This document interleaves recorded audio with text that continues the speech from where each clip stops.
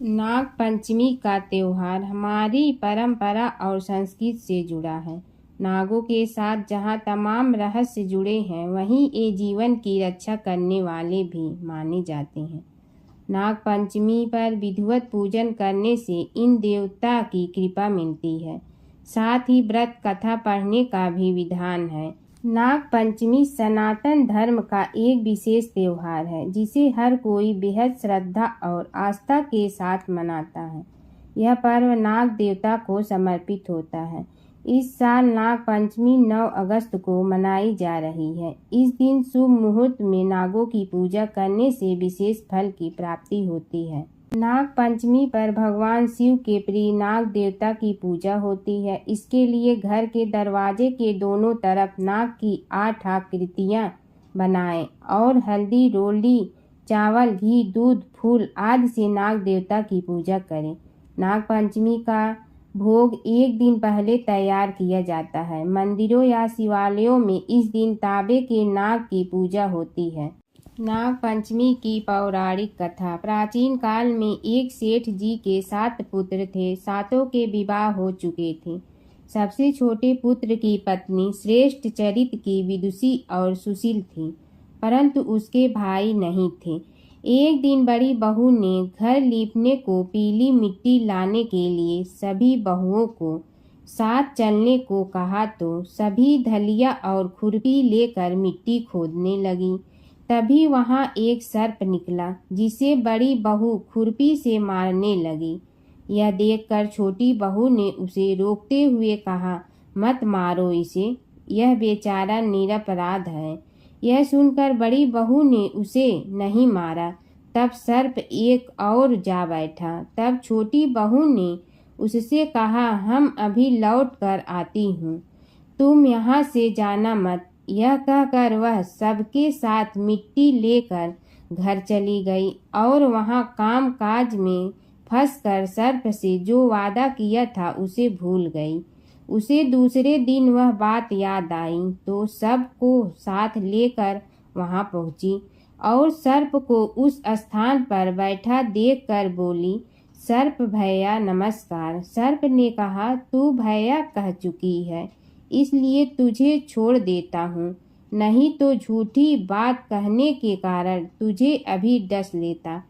वह बोली, भैया मुझसे भूल हो गई है, उसकी क्षमा मांगती हूँ। तब सर्प बोला, अच्छा तू आज से मेरी बहन हुई और मैं तेरा भाई हुआ, तुझे जो मांगना हो मांग लो।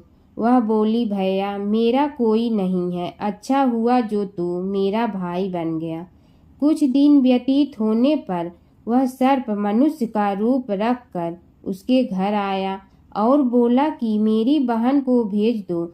सबने कहा कि इसके तो कोई भाई नहीं था, तो वह बोला, मैं दूर के रिश्ते में इसका भाई हूँ, बचपन में ही बाहर चला गया था। उसके विश्वास दिलाने पर घर के लोगों ने छोटी को उसके साथ भेज दिया। उसने मार्ग में बताया कि मैं वही सर्प हूँ, इसलिए तू डरना नहीं और जहाँ चलना मैं कठिनाई को वहाँ मेरी पूँछ पकड़ लेना। उसने कहे अनुसार ही किया और इस प्रकार वह उसके घर पहुँच गई।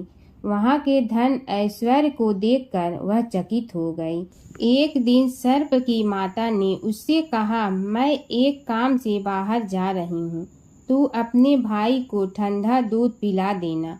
उसे यह बात ध्यान न रही और उससे गर्म दूध पिला दिया, जिसमें उसका मुख बेहतर जल गया। यह देखकर सर्प की माता बहुत क्रोधित हुई, परंतु सर्प के समझाने पर शांत हो गई। तब सर्प ने कहा कि बहन को अब उसके घर भेज देना चाहिए। तब सर्प और उसके पिता ने उसे बहुत सा सोना, चांदी, जवाहरात, वस्त्र, भूषण आदि देकर उसके घर पहुंचा दिया। इतना ढेर सारा धन देखकर बड़ी बहू ने ईर्ष्या से कहा, भाई तो बड़ा धनवान है, तुझे तो उससे और भी धन लाना चाहिए। सर्प ने यह वचन सुना तो सब वस्तुएं सोने की लाकर दे दी। यह देखकर बड़ी बहू ने कहा, इन्हें झाड़ने की झाड़ू भी सोने की होनी चाहिए। तब सर्प ने झाड़ू भी सोने की लाकर रख दी। सर्प ने छोटी बहू को हीरा मणियों का एक अद्भुत हार दिया था।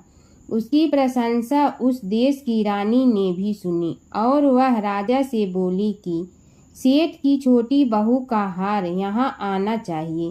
राजा ने मंत्री को हुक्म दिया कि उससे वह हार लेकर शीघ्र उपस्थित हो। मंत्री ने सेठ जी से जाकर कहा कि महारानी जी छोटी बहू का हार पहनेंगी, वह उससे लेकर मुझे दे दो। सेठ जी ने डर के कारण छोटी बहू से हार मांग कर दे दिया।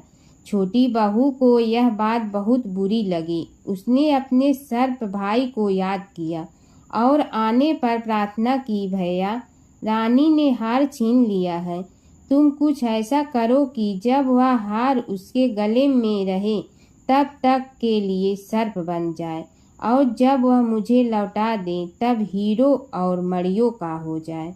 सर्प ने ठीक वैसा ही किया। जैसे ही रानी ने हार पहना वैसे ही वह सर्प बन गया। यह देखकर रानी चकित पड़ी और रोने लगी।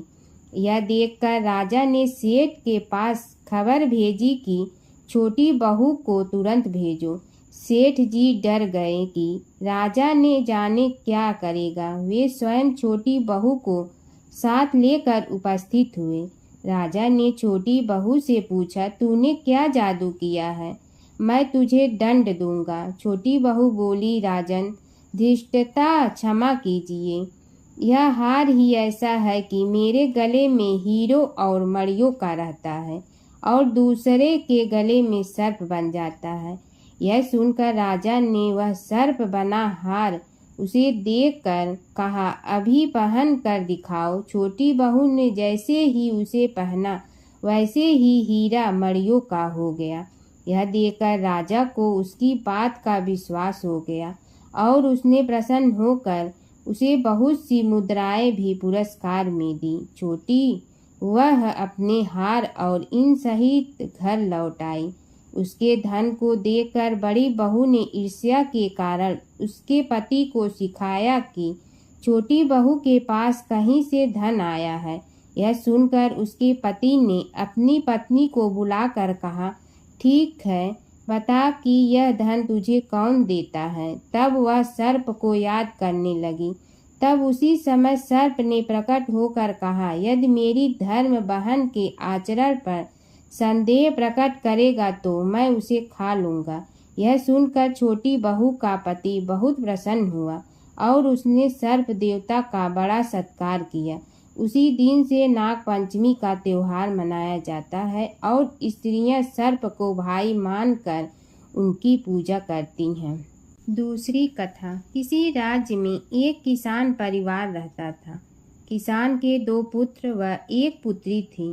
एक दिन हल जोतते समय हल से नाग के 3 बच्चे कुचल कर मर गए। नागिन पहले तो विलाप करती रही, फिर उसने अपनी संतान के हत्यारे से बदला लेने का संकल्प किया। रात्रि को अंधकार में नागिन ने किसान, उसकी पत्नी व दोनों लड़कों को डस लिया।